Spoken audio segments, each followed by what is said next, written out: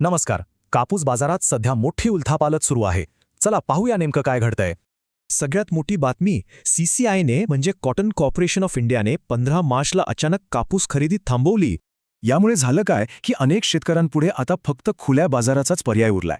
पण मग बाजारातले भाव इतके का पडले आहेत? याचं कारण समजून घेऊया.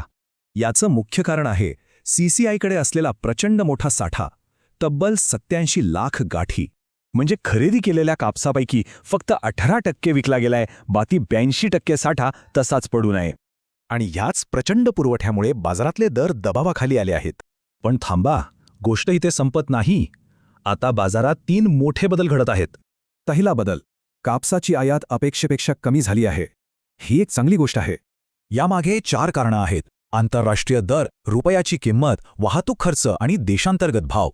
आता वळूया दुसऱ्या महत्त्वाच्या बदलाकडे, जो आपल्या देशांतर्गत बाजारात घडतोय. हे बघा, उत्पादन आणि वापर यात जबरदस्त संतुलन आहे. जेवढा कापूस पिकतोय तेवढा वापरलाही जातोय.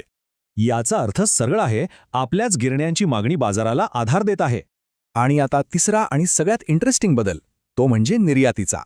वाहतूक खर्च वाढल्यामुळे शेजारी देश आता अमेरिकेऐवजी भारताकडून कापूस खरेदी करू शकतात.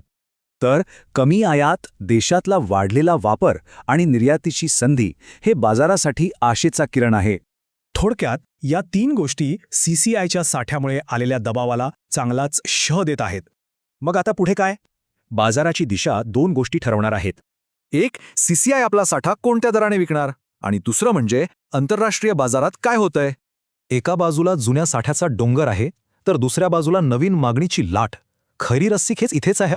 अशाच सविस्तर माहितीसाठी कृषी साथी या आमच्या YouTube चॅनलला सबस्क्राईब करायला विसरू नका.